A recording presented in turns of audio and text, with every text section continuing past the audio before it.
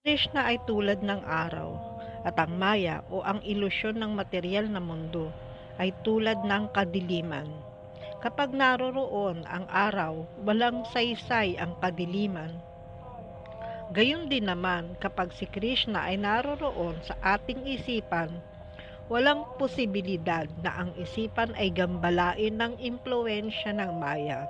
Ang paraan ng yoga na sinusubukang alisin lahat ng materyal na kaisipan ay hindi makatutulong.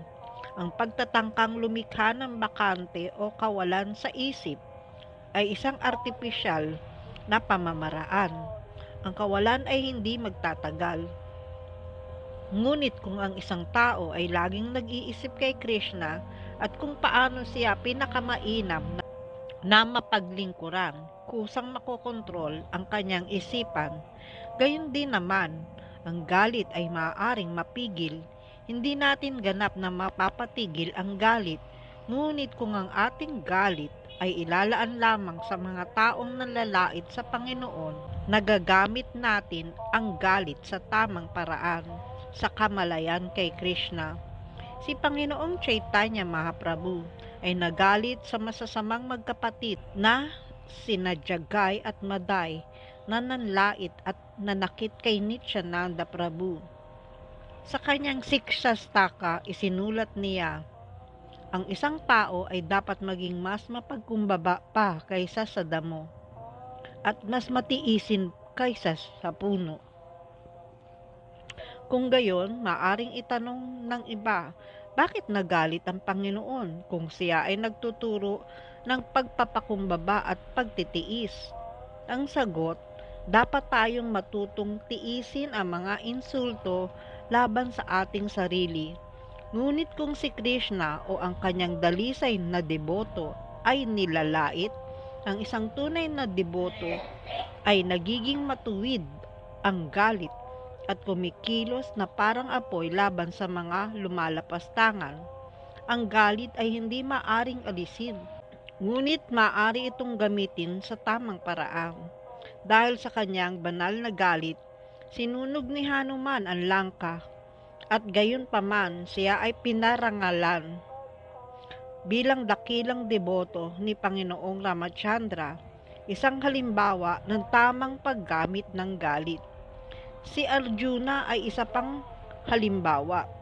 Ayaw niyang lumaban, ngunit pinukaw ni Krishna ang kanyang galit at sinabi, dapat kang lumaban. Ang pakikipaglaban ng walang galit ay hindi posible, ngunit kapag ang galit ay nagagamit sa paglilingkod sa Panginoon, ito ay tunay na napipigil at nagiging banal.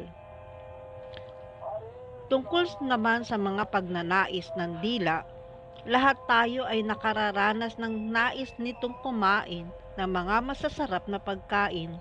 Subalit hindi natin dapat hayaang kumain ng dila ayon sa sariling kagustuhan nito.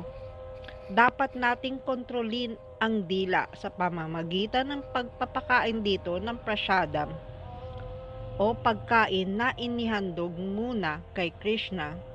Ang pag-uugali ng isang deboto ay kumakain lamang siya kapag si Krishna ay nagbigay ng prasadam.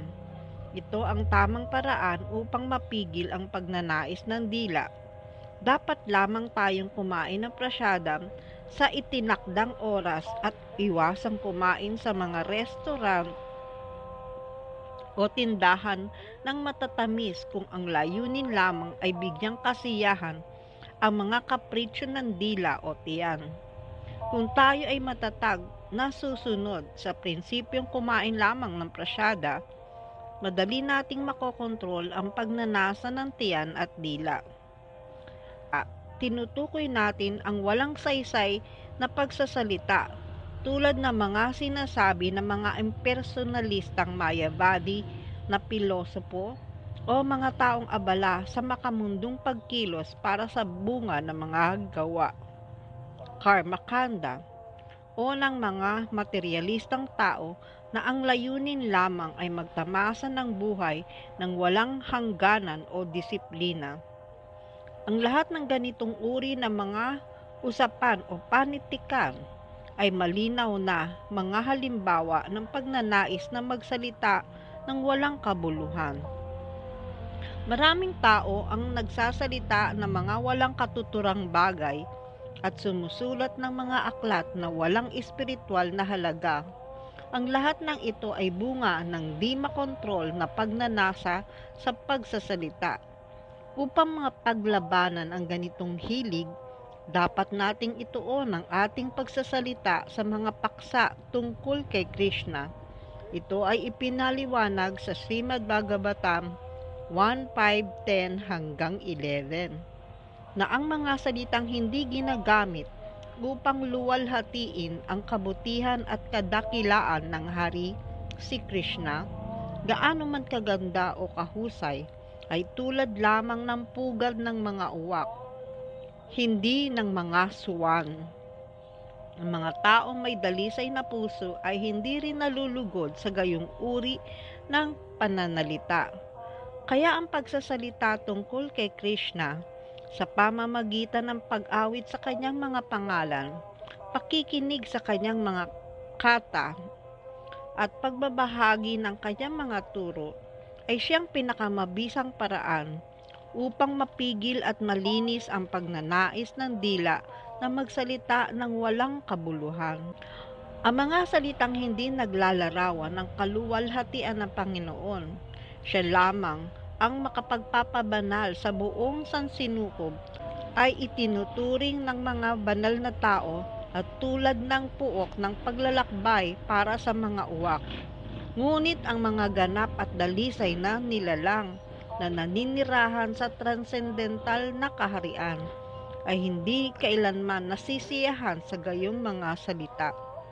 Sa madaling sabi, ang mga pananalitang hindi ginagamit upang ipagdiwang at ipaliganap ang kadakilaan ni Krishna ay walang espiritual na halaga. Ang mga iyon ay katulad ng mga tambakan ng dumi na pinamumugaran ng mga uwak, mga paksang kinagigiliwan ng mga makabundong tao.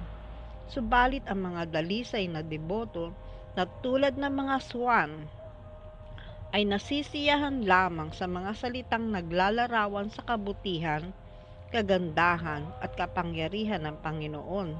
Kaya ang tunay na makabuluhang pananalita ay yung nagbibigay dangal kay Krishna at naglilinis ng kamalayan ng lahat ng nakikinig.